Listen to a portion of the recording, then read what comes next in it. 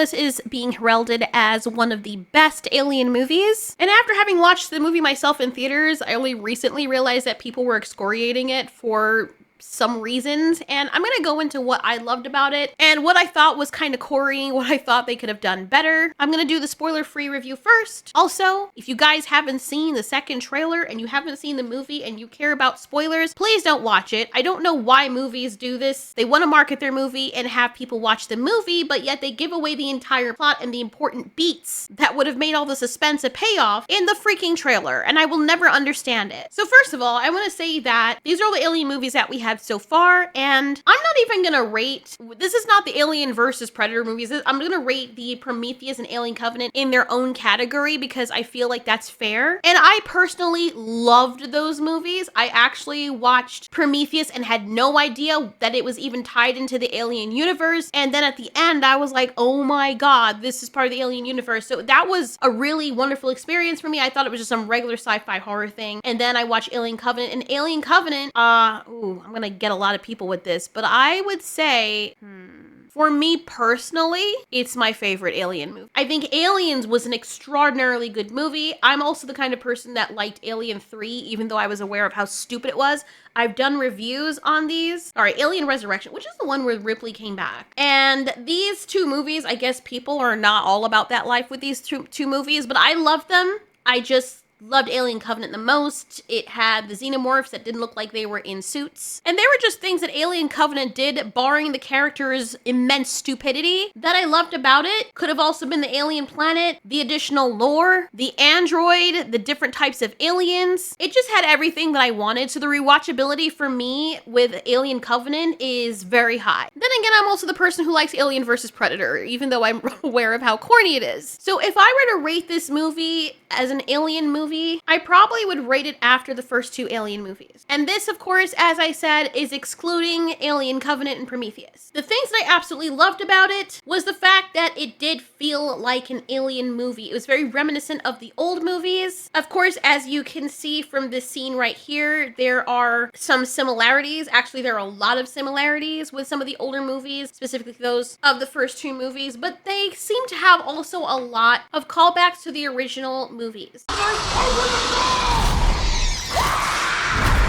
The other thing that I enjoyed about Alien Romulus was actually the characters. Alien Covenant and Prometheus had the world's asinine characters, I swear. It made it hard to take the majority of them seriously, and it's almost as though you were actually rooting for them to die, because they kept making stupid decision after stupid decision. For Alien Romulus, the characters felt more realistic because they had more of a motivation for what they were doing. They weren't just these stupid scientists that were like, let's take off our helmet on a planet that we don't even know anything about. The one dumb character here that everyone can agree with is this freaking Bakugo wannabe, and we understand why he's such a dick to the android character because of the backstory of his mom being sacrificed by the android because it had to make a decision to save the majority of the miners rather than just 3 people that were in danger, and his mom was one of them. So you can understand. And other than him being a jerk, he just still feels like a real character. The one I liked the most was Andy. He did such an amazing job with this role. Oh my god. He's also a very relatable and sweet character, so you already fall in love with him from the beginning of the movie, and he has the most sparkly eyes I've ever seen on a person. I don't know if that was digital or it's just the way his eyes are, but he has such a kind and sweet face. I think that's by design because we're supposed to feel bad for him. They're supposed to humanize him as an android, and it's the same thing that they achieve with Walter in Alien Covenant. Even though Magneto over here has a rough kind of intimidating face, when you got to know Walter, his benevolence shone through his personality and made it easy to fall in love with him, and you actually didn't want him to be at risk. This movie also put me in mind of Alien Isolation.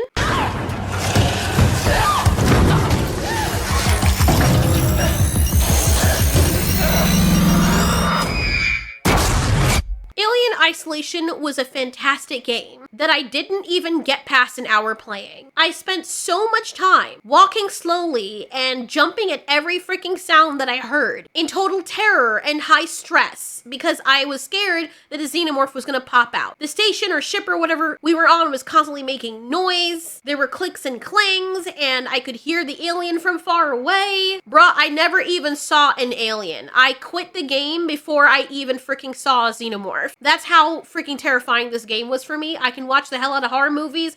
I am a freaking wuss when it comes to playing horror games. Still to this day, I have not played this game. I'll watch other people play it, and even that is high stress for me because of the freaking suspense, man. They scream, I scream.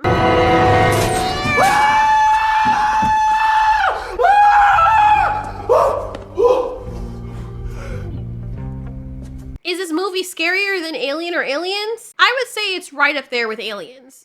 Maybe even Alien. Is it personally as creepy and eerie as Alien, Prometheus, and Covenant? No. I feel like Covenant and Prometheus had their own atmosphere. I think Aliens did it best with certain things with the suspense.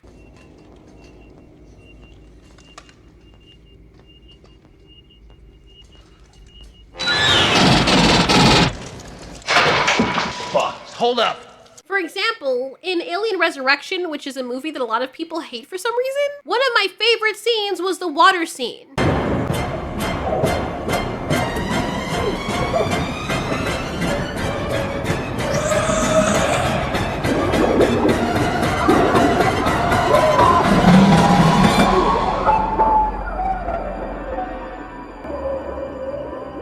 For me, this still felt like an Alien movie. And the underwater scene is something that I hadn't seen before. It was also more relatable because we had, for the most part, normal people fleeing from these aliens. And of course, I know everyone thinks it's cringe, the whole thing with Ripley, but I personally liked her, the whole clone thing. I don't know why that was stupid to people because, I mean, this is a world where they're synthesizing alien DNA. They have androids and cryosleep. Romulus clearly took inspiration from every single movie that came before it. And that's a good thing because there's a lot of things that they were able to do that were quite original in this. A lot of scenes that were original, one in particular, which I'll get into very soon. But to conclude the spoiler-free portion of this video, should you spend money and buy this to keep it in your collection? Definitely. If you like the Alien franchise, it's a movie that you must have. Does it stand good alone as an Alien movie, even without considering the others? Yes. Does it stand on its own as a movie by itself? Yes. Are you required to see the other Alien movies to watch this? No, I don't think so. Actually, I think it would be a better experience if you didn't watch the other Alien movies or you didn't care about all the Easter eggs and stuff. Because some of the parts that are cringe are only cringe because you've seen the other movies. But let's get into the spoiler review.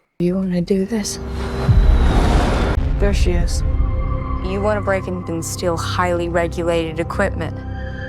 So I do like that in Alien Romulus, the main character, Rain, is not this insufferable person. I like the relationship she has with her android brother, and I like the interactions that each of the characters, the human characters, have. You have some drama going on, got a woman who's pregnant, and the thing I loved about Alien Romulus is alien lore. Oh my god, that's why I watch alien movies, that's why I loved Covenant, and why it's my favorite, because there's just things here that I have not seen before. There are beats that this movie takes, paying homage to all the other different movies, like the offspring that we see at the end. That big tall thing. Oh my god, this suspenseful scene when the baby, you could see that it grows. You just see little human baby footsteps, and then as Rain is tracking it, you steadily see these grotesque footsteps that just get bigger and bigger in size the more she walks, trying to track this thing down that just came out of this woman. And then it goes back and finds the mom only to eat her. Like, oh my god, that was so well done. The way the thing sinisterly smiles. This is obviously a callback to Alien Resurrection when they have this baby humanoid looking xenomorph thing. I had nicknamed it Butterfly, but it's called the Newborn, and it did not see that the xenomorph was its mommy, so it was like, fuck you, mom. Then it sees Ripley and its eyes go all wide and it's the cutest thing ever, and she's like, oh my god, no, I didn't want children. So this is kind of a callback to that, and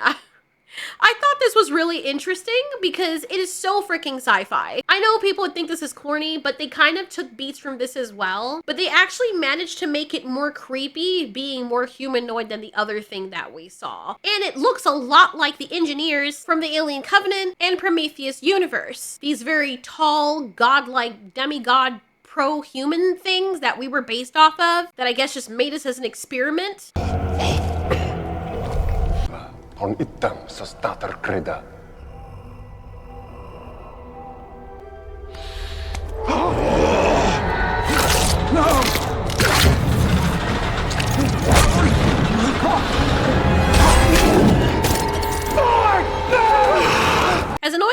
characters might have been, these guys were badass and risked their lives. They gave their lives to protect humanity. Impact imminent.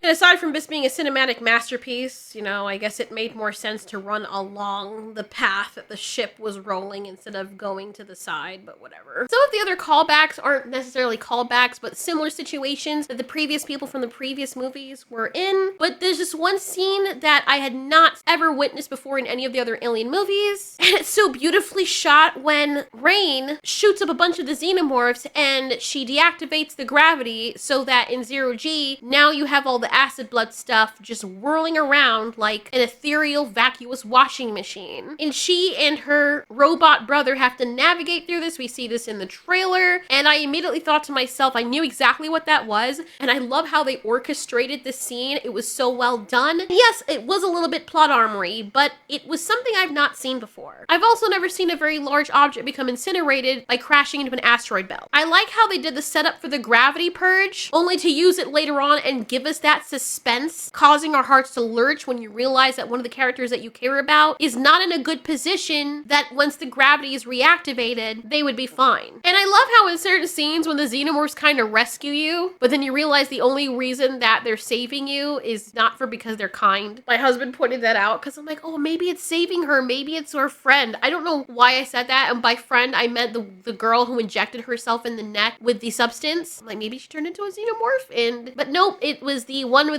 that got electrocuted. And that was kind of a callback too, because they had several xenomorphs that were like the titular characters, where a predator net causes a grid design to be embedded in their head, or there's a specific marking that one of them has. So it was really cool seeing a xenomorph with electricity sparking through its head, even though that shouldn't make any sense, because why would it still maintain electricity in its head? And it was a bit confusing to me because I actually thought that the xenomorph was part android, but no, it's just a fancy thing. It got electrocuted many hours ago, but it still somehow is maintaining an electrical current in its head.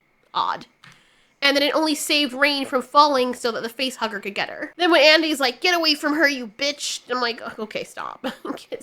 That doesn't make any sense. That's not the way Andy spoke. And I think this takes place before that movie, if I'm not mistaken. So then that makes no sense. So yeah, like I said, feeling forced. Then when the evil Ash android is like, when he realizes he's about to be purged from the gravity thing and his final moments, he's like, no, like a freaking two-dimensional villain. That was weird. Honestly, I thought we were gonna get a bit of the splice treatment, and when the offspring came back to its mother, I thought it was gonna like fuck her or something.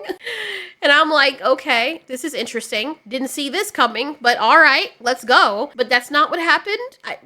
The lighting was a little bit dark at some points, and I wish it weren't. That's one of the things I liked about Prometheus and Covenant. Even in the darker areas, you could still kind of make out what was going on, and there were a lot of times when the action was going on and you didn't actually get to see the real money shots at certain times. Wasn't enough to break the movie, but yeah, I would have loved to have seen what happened. But yeah, it's sniffing the frick out of her neck right here. That's just really odd. There's also a scene when Rain comes up and it looks as though the thing is eating her. All you see is her head and her arm. So I'm assuming it cut off that part of her body. It was feeding her and it severed her from the rest of her body, or already ate the bottom half of her body. That part wasn't really sure. I wish they would sit on some of those scenes where we see some of the gruesomeness of it. We do see gruesome scenes, but I just wish that they hung a little bit more. It felt like they kind of cheated us from some of that, to the point where you're wondering, what the hell did I just see? But I just think it's the way they shot it, because I think you do see the rest of her body, and it was either feeding off her blood or eating her breast flesh.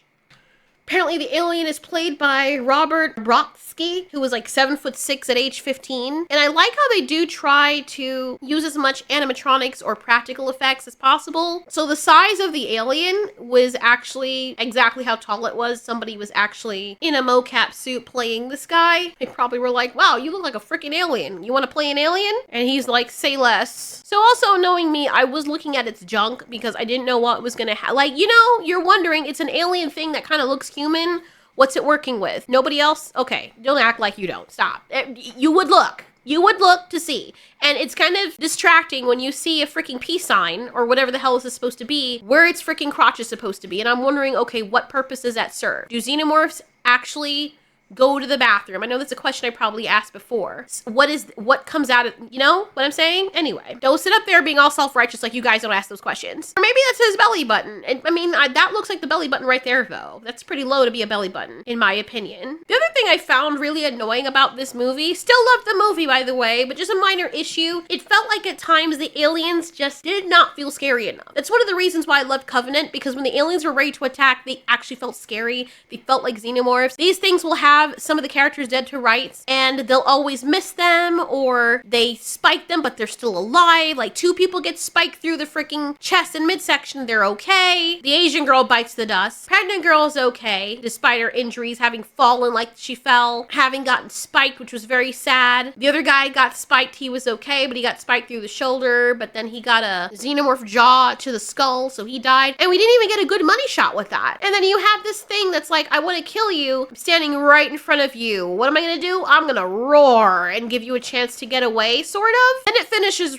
roaring and then gives her the time to use its little pod with acid blood inside of it. And then it looks at her and just stands there. I mean, the amount of time that passes while this thing is just not attacking her just made the scary factor go down all the way for me for it. It's already creepy as it is, and I know that you're trying to build suspense and you've successfully done that. But what's not helping is when the thing is not moving, when it's right in front of her and has so much time and not making any effort right now to get her at all. Take the scene with the engineer from Prometheus, for example.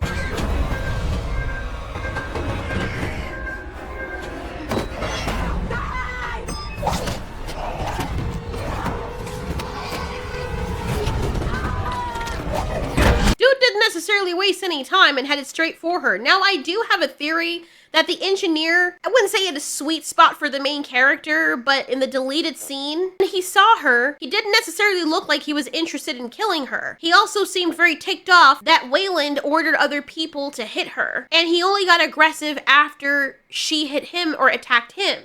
So aside from those discrepancies and minor issues that I personally feel didn't break the movie, it was a really fun ride. But honestly, this made me want to go back and watch Prometheus and Covenant. If you want to see the movie Alien Isolation, I think that Alien Romulus did a good job of embodying that. I wouldn't call it freaking fearful. Like, it does feel H. Geiger-y, but is it something that's gonna give me freaking nightmares? No. Then again, none of the Alien movies did, and the Alien Covenant and Prometheus movies were the closest you came to that kind of suspenseful eeriness that made you feel kind of creeped out. However, this is a solid sci-fi movie and a solid Alien movie. I'd rate it an 8.4 out of 10, aside from the stupidity, like the guy who clearly was the father of the baby, the pregnant woman. And instead of moving, he decided to stand up and still stare at the alien after he electrocuted it, which made no sense. Why would you stand so close? You're always gonna have that one stupid character who wins the Darwin Award. This would be added nicely into the collection. So yeah, pay for it. But I want to hear from you guys. So far, I didn't really see anybody saying that it was a horrible movie. What did you like about this movie and what ticked you off about it?